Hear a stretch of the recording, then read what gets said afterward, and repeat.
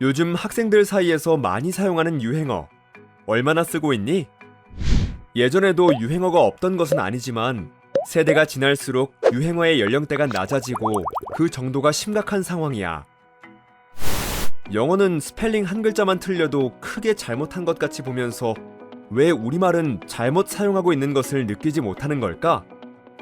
올바른 사이버 언어를 사용하지 않는다면 상대방과 제대로 된 대화를 할 수 없게 되고 세대 간의 의사소통이 단절될 거야. 우리 모두 단어를 쓸 때는 맞춤법을 잘 맞추고 한글에 대한 자긍심을 가지고 바른말, 고운말을 쓰도록 하자. 이번에는 프레젠테이션 활용하기에 대해 알아볼까요? 여러분, 구글 프레젠테이션이 어떤 도구냐면요. 바로 발표 자료를 만드는 도구예요. 여러분, 발표 자료 만드는 프로그램은 이미 익숙하게 알고 있는 게 있죠. 파워포인트 이런 것들 알고 있을 것 같은데요. 파워포인트와 같은 역할을 한다라고 생각하시면 될 것 같습니다.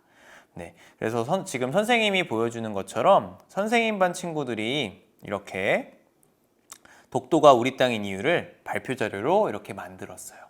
그래서 이렇게 이미지도 넣을 수 있고 영상도 넣을 수 있고 당연히 글자도 넣을 수 있고, 그리고 또 이 구글 프레젠테이션의 큰 장점 중 하나가 이런 발표 자료에 다른 친구가 이렇게 접속하여서 이 친구가 어떻게 하였는지, 뭐가 좋았는지, 뭐 고칠 점은 없는지 소통할 수 있는 게 참 좋은 것 같아요. 이렇게 댓글 남길 수 있고, 그리고 여기 아래쪽 부분을 보면 이 발표 자료에 대한 설명을 슬라이드 노트에다 넣어 놓은 겁니다. 그래서 이렇게 슬라이드 노트까지 사용할 수 있습니다. 그래서 이런 발표 자료를 만드는 도구인데요. 이런 식의 꼭 발표 자료를 만드는 데만 쓰지는 않았어요. 선생님은 친구들과 함께 협업하는 공간으로서 구글 슬라이드를 많이 사용했는데요. 여기 지금 여러분이 보고 있는 것처럼 친구들이 시를 쓰고 나서 그 시에 맞는 그림을 그린 시화 그리기 활동을 한 적이 있었는데, 그 시화 그리기 활동을 하고 나서 각자 친구들이 자신의 작품을 이렇게 각자 페이지에 이렇게 넣고 다른 친구들 앞에서 함께 발표도 해보고 다른 친구들은 댓글도 남겨주고 이런 활동을 많이 했습니다. 선생님은 이 구글 프레젠테이션 또는 슬라이드가 발표 자료만 그냥 단순히 만드는 도구가 아니고 친구들과 함께 협업하는 공간, 그리고 이 협업했던 게 자동으로 나만의 포트폴리오, 나만의 산출물이 되는 공간이라고 생각하여서 정말 많이 썼던 도구예요. 그러면 구글 프레젠테이션에 어떻게 접속할 수 있는지부터 한번 알아보도록 하겠습니다. 여러분, 계속 이야기하는 것처럼 슬라이드가 바로 이 제품의 이름이죠. slides.google.com 이라고 되는 이 주소를 입력합니다. 주소창에 입력하면 되고요. 참고로 지금 선생님은 프레젠테이션이라고도 말하고 슬라이드라고도 말하는데 여기에 프레젠테이션이라고 입력해도 똑같이 들어가집니다. 너무 길어서 제가 이렇게 슬라이드 짧은 걸로 넣었고요. 아니면 요걸 입력해도 되는데 사실 요걸 입력하기에는 너무 길잖아요. 그럴 경우에는 검색창에다가 구글 프레젠테이션 아니면 구글 슬라이드 검색하여서 들어가도 되고요. 아니면 구글 접속하여서 앱 메뉴, 점구 메뉴 있죠. 여기에서 구글 프레젠테이션 아이콘을 찾아서 접속하여도 되겠습니다. 네, 그래서 우리 구글 프레젠테이션 앱 메뉴를 통해서 이렇게 들어오면 이런 화면이 이렇게 나오게 되는데요. 여기서 새 프레젠테이션 시작을 클릭을 하면 하얀색 백지의 프레젠테이션이 이제 시작을 하게 되는 겁니다. 그래서 여러분 처음 만들 때 이거를 누르면 되고요. 나는 완전히 하얀색 백지에서 시작하는 게 디자인이 전혀 없어서 좀 별로다, 디자인이 있었으면 좋겠다 하는 친구들은 여기 옆에 보시면 여러 가지 템플릿들이 있어요. 그리고 이게 지금 4개밖에 안 보이는데 템플릿 갤러리를 클릭하여서 이걸 더 확장시킬 수도 있거든요. 그래서 여기 이미 만들어져 있는 템플릿을 이용할 수도 있겠습니다. 이렇게 프레젠테이션을 하나 만들었다고 가정하고 가장 먼저 여러분들이 해야 되는 거는 당연히 제목부터 정하는 겁니다. 이 제목의 역할은 되게 중요한데요. 여러분들이 지금 작업한 이 내용은 자동으로 저장이 되어요. 근데 여러분들이 이 저장된 것이 어디에 있냐면 바로 구글 드라이브, 여러분의 구글 드라이브에 다 저장이 되거든요. 이 저장된 것을 구글 드라이브에서 찾을 때 제목 없는 프레젠테이션과 같이 제목이 정확하지 않으면 여러분이 나중에 이 열심히 작업한 파일을 찾고 싶어도 못 찾아요. 그렇기 때문에 이 제목을 반드시 여러분이 작업하고자 하는 내용을 잘 담아서 뭐 독도 소개 자료 만들기, 정지범 뭐 이런 식으로 제목을 잘 입력하는 것이 중요하겠습니다. 네, 그래서 이거는 이렇게 자동 저장된다는 걸 기억하면 좋겠어요. 그 다음에 프레젠테이션에 정말 많은 도구들이 있는데, 기능들이 있는데 그 중에 선생님은 여러분들이 가장 많이 쓸 법한 것부터 소개를 드릴게요. 여기 왼쪽 위에 많은 것들 중에서 삽입 메뉴를 눌러보세요. 삽입 메뉴를 누르면 또 아래에 많은 것들이 나오죠. 삽입할 수 있는 그러한 메뉴들인데요. 이 중에 이미지는 사진을 입력하는 겁니다. 사진이요. 그래서 컴퓨터에서 업로드, 웹 검색, 드라이브, 포토, URL, 카메라 이렇게 있는데요.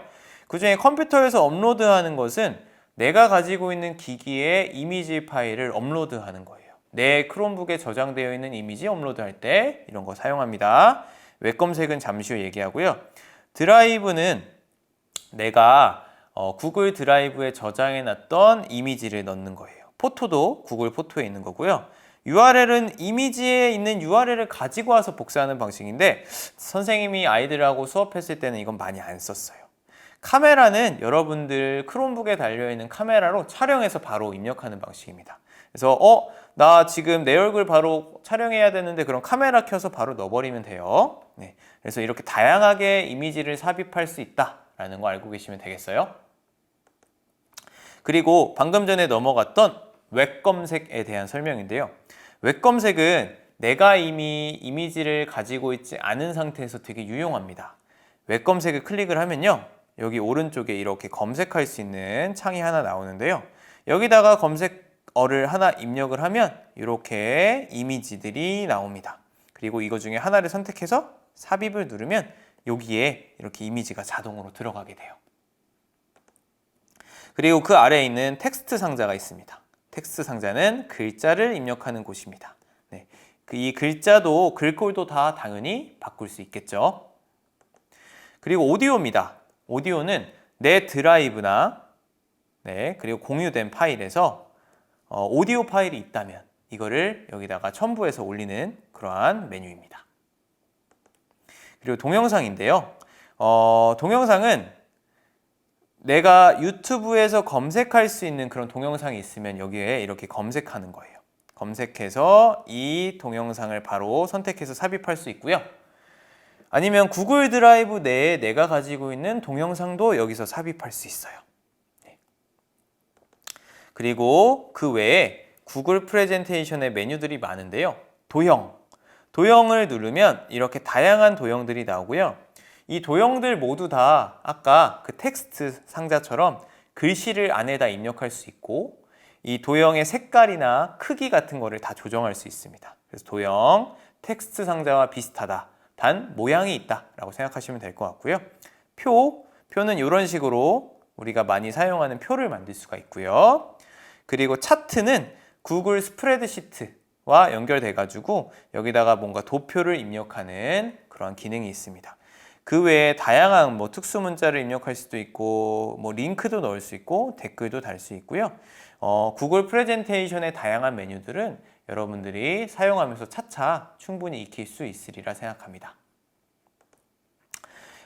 이렇게 만들어진 구글 프레젠테이션을 다른 사람들하고 공유할 때 어떻게 하는지를 알려드릴게요. 선생님은 이 프레젠테이션을 공유하는 방법이 두 가지 정도가 있다고 계속 얘기를 하고 있는데요. 먼저 오른쪽에 공유를 눌러요. 공유를 누르면 이런 화면이 나오고요. 다른 구글 도구와 같이 위에는 내가 특정 사용자를 추가하는 방식이에요. 내가 특정 사용자의 지메일 계정을 알 경우에 여기에 이렇게 지메일 입력하여서 추가하면 되고요. 내가 이 모든 사용자의 지메일까지는 알지 못하는 상황이 있을 수도 있죠. 그럴 때에는 이 링크로 이렇게 추가할 수 있습니다. 링크로 사람들이 접속할 수 있게 할 수 있는데요. 그 방법은 여기 아래의 일반 액세스에서 요 두 가지 설정을 바꿔주면 됩니다. 요 첫 번째 설정은 뭐냐면요. 링크가 있는 사용자 제한됨이라고 지금 현재 나오는데 요 세팅은 뭐냐면 제한됨 세팅은 요 위에 내가 사용자를 추가하지 않은 사람은 아무도 못 들어오는 게 바로 제한됨 세팅이에요. 그리고 링크가 있는 모든 사용자 세팅은 내가 따로 추가한 사람은 아무도 없지만 이 링크를 가지고 있으면 그냥 누구나 쉽게 들어올 수 있는 겁니다. 그리고 지금 캡처된 거는 없지만 여기에 만약에 대구교육청 도메인 이런 식으로 써 있으면 대구교육청의 아이디를 가지고 있는 사람은 접속할 수 있는 거예요. 그래서 여기 3개 중에 세팅 중 하나를 선택하면 되고요. 이 사람이 들어와서 어떤 작업을 할 수 있는지도 정하면 좋겠죠. 뷰어, 이 슬라이드를 보기만 하는 사람입니다. 아무것도 손대지 못하고요. 댓글도 남기지 못해요. 댓글 작성자는 이미 만들어져 있는 이 개체는 손대지 않고 댓글만 다는 거예요. 네, 댓글만 요 부분 좋아요, 요 부분 나빠요 이런 식의 댓글을 다는 거고요. 편집자는 내가 지금 막 이미지 넣고 텍스트 상자 넣고 한 것처럼 이 링크를 가진 사람은 나와 동시에 편집할 수 있는 거예요.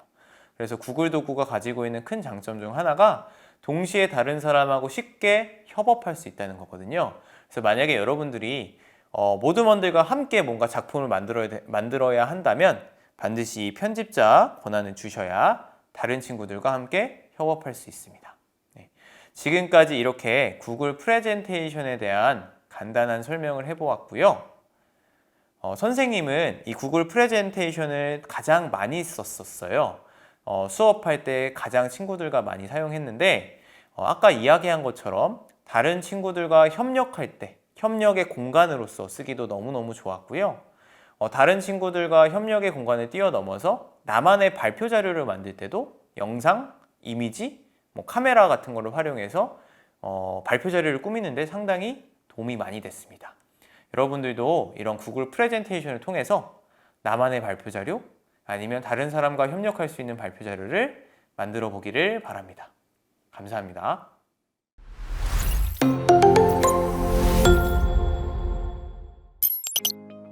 해커들이 악성 코드를 어떻게 흘러들어오게 할까?